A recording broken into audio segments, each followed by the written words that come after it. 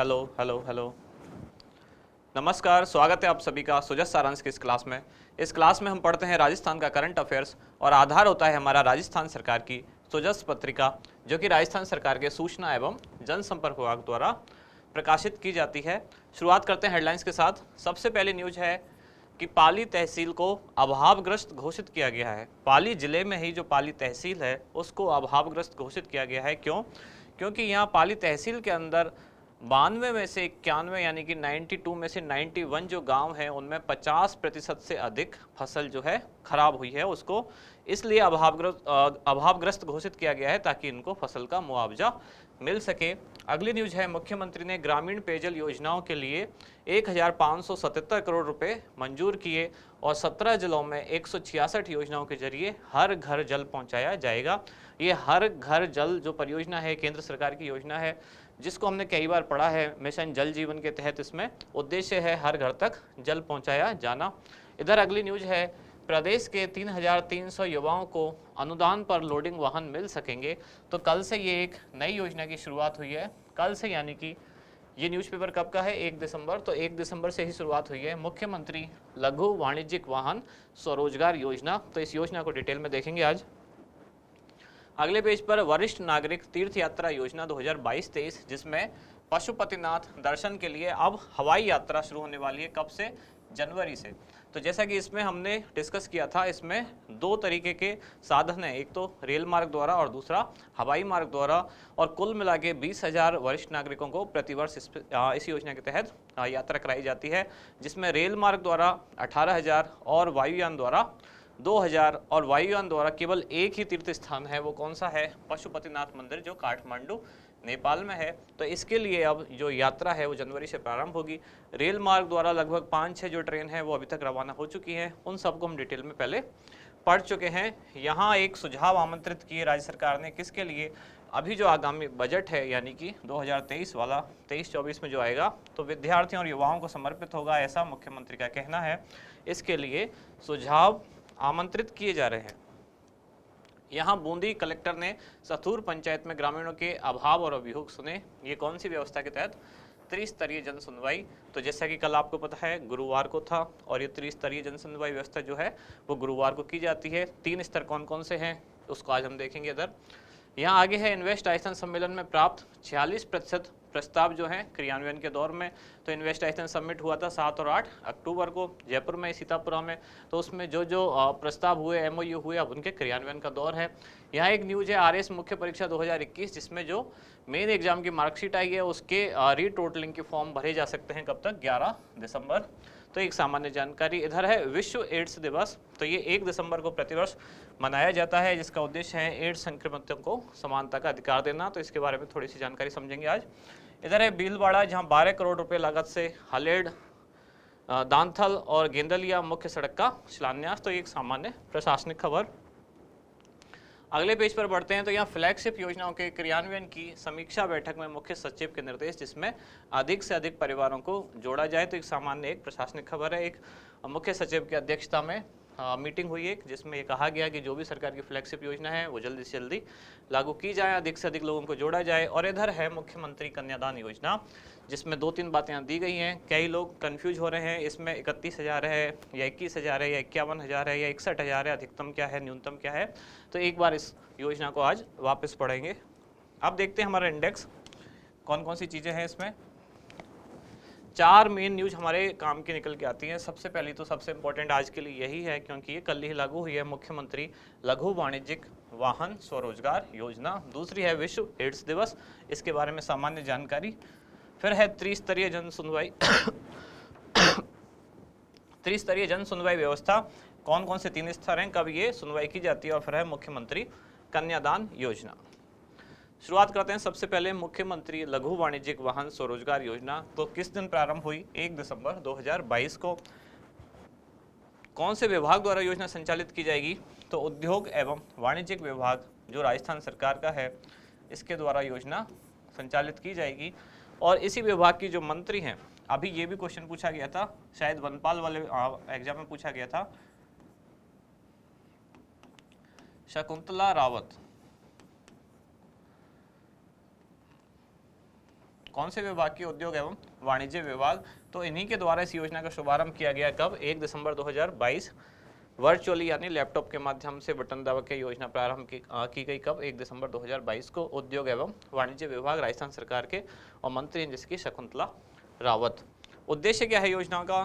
कि युवाओं को स्वरोजगार हेतु प्रोत्साहन देना। अब इससे स्वरोजगार को कैसे प्रोत्साहन मिलेगा, इसकी विशेषताओं में वो हम चीज़ समझेंगे। और पात्रता क्या है, यानी कि इस योजना के तहत कौन पात्र है? तो राजस्थान का निवासी कोई भी व्यक्ति जिसकी आयु 18 से 45 वर्ष के बीच हो। विशेषताओं से समझ में आएगी बात कि ये योजना स्वरोजगार को कैसे प्रोत्साहन देती है। तो राजस्थान सरकार चाहती है कि युवा ज़्यादा से ज़्यादा अपना खुद का रोजगार करें।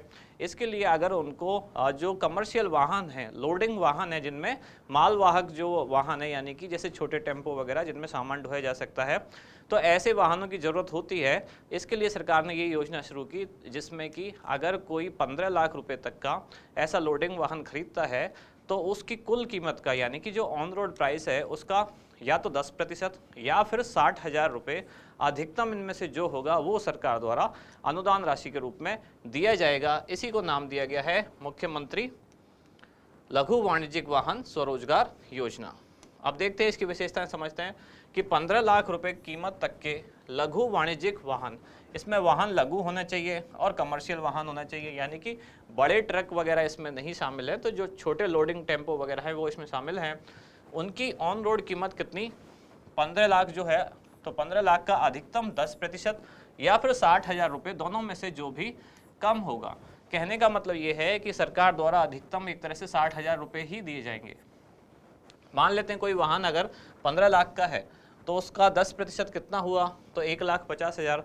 तो क्या सरकार द्वारा 1,50,000 दिए जाएंगे? नहीं, सरकार द्वारा अधिकतम 60,000 ही दिए जाएंगे, क्योंकि कहा गया है कि इन दोनों में से जो कम होगा वो दिया जाएगा। फिर या अगर मान लेते हैं किसी वाहन की कीमत 5 लाख रुपए है, तब उसका 10% कितना होगा? 50,000। तब सरकार द्वारा 50,000 दिए जाएंगे, तब 60,000 नहीं दिए जाएंगे। यानी कि दोनों में से जो कम होगा वो सरकार द्वारा अनुदान के रूप में दिया जाएगा। और ये अनुदान किसको दिया जाएगा? राज्य सरकार द्वारा संबंधित जो वाहन निर्माता कंपनी है उसको दिया जाएगा, यानी कि उतने पैसे कट के जो ग्राहक है उसको पे करने होंगे। योजना का लाभ कुल कितने लोगों को दिया जाएगा? तो 3,300 व्यक्तियों को, पहले आओ पहले पाओ, यानी कि जिसने पहले आवेदन किया तो शुरू के जो 3,300 लोग होंगे उनको ये दिया जाएगा। आवेदन किया जा सकता है SSO ID single sign on जो ID है, या फिर mlsy.rajasthan.gov.in के जरिए। अगली न्यूज है ये सामान्य जानकारी। विश्व एड्स दिवस ये किस दिन होता है? 1 दिसंबर को ये प्रतिवर्ष मनाया जाता है। कब से? तो 1988 से प्रतिवर्ष 1 दिसंबर को विश्व एड्स दिवस मनाया जाता है। इस बार इसकी थीम क्या थी? यानी कि 2022 वाले की थीम थी इक्वलाइज। एक्चुअल में तो थीम यही थी इक्वलाइज। इसका हिंदी में जो अगर हो सकता है आसपास जो ट्रांसलेशन, तो वो समानता बनता है। वैसे समानता का एक्चुअल में इंग्लिश वर्ड होता है इक्वलिटी, फिर भी अगर ट्रांसलेशन में कई बार दिक्कत हो जाती है। ओरिजिनल शब्द है इक्वलाइज। ये इसकी थीम थी इस बार। उद्देश्य क्या होता है? ये क्यों मनाया जाता है हर साल? क्योंकि एड्स के प्रति जागरूकता पैदा करना, एड्स पीड़ितों को सामाजिक समानता प्रदान करना, यानी कि अगर किसी को ये बीमारी है तो कई बार समाज में उनको एक तरह से अछूत समझा जाता है, तो ऐसा ना समझा जाए इसलिए उनको सामाजिक समानता प्रदान करना।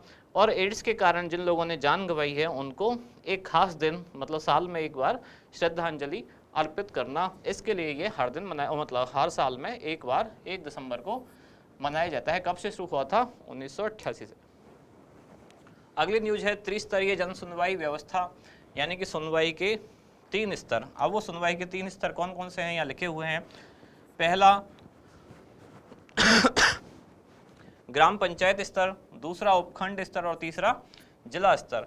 ग्राम पंचायत स्तर पर महीने के पहले गुरुवार को सुनवाई की जाएगी, उपखंड स्तर पर महीने के दूसरे गुरुवार को, और जिला स्तर पर महीने के तीसरे गुरुवार को सुनवाई की जाती है। ये है त्रिस्तरीय सुनवाई स्तर, जन सुनवाई का स्तर।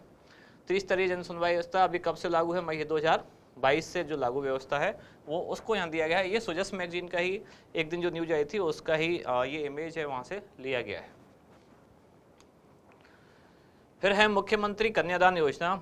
तो कल किसी ने राजस्थान करंट वाली क्लास में भी इसमें क्वेश्चन पूछा था, कल और शायद परसों भी पूछा था, और आज ये सुजस मैगजीन में आई भी थी, तो मैंने सोचा एक साथ ही वापस सारे कन्फ्यूजन क्लियर कर देते हैं। तो पहले इस योजना का नाम क्या था? सहयोग एवं उपहार योजना। फिर बाद में इसका नाम बदल के कर दिया गया मुख्यमंत्री कन्यादान योजना, या कहीं कहीं इसको ऐसा भी लिखा मिलता है मुख्यमंत्री कन्यादान हथलेवा योजना। ये एक ही योजना है जिसका पहले नाम था सहयोग एवं उपहार योजना। कौन से विभाग द्वारा संचालित है? सामाजिक न्याय एवं अधिकारिता विभाग द्वारा योजना का संचालन किया जाता है, जिसका उद्देश्य है विभिन्न श्रेणियों की युवतियों को विवाह के समय आर्थिक सहायता प्रदान करना।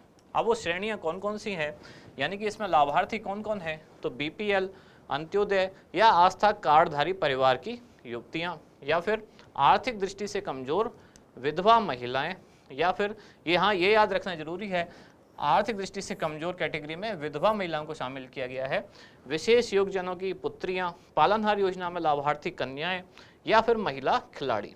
राज्य की कोई भी महिला खिलाड़ी जिसकी आयु 18 वर्ष या उससे अधिक है इस योजना के तहत पात्र है।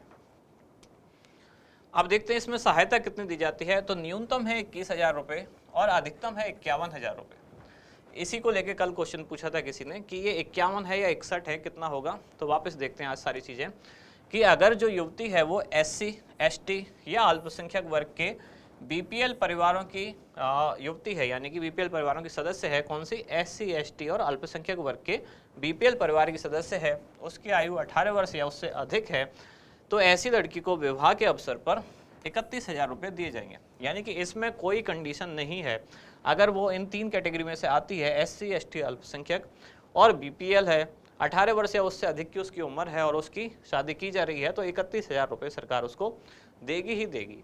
लेकिन यदि उसकी जो पढ़ाई है वो 10वीं तक है, यानी कि अगर उसने 10th क्लास पास की है, तो उसको 31 और उसके साथ 10,000 रुपये और दिए जाएंगे, यानी कि कुल कितने हो गए तब? 41।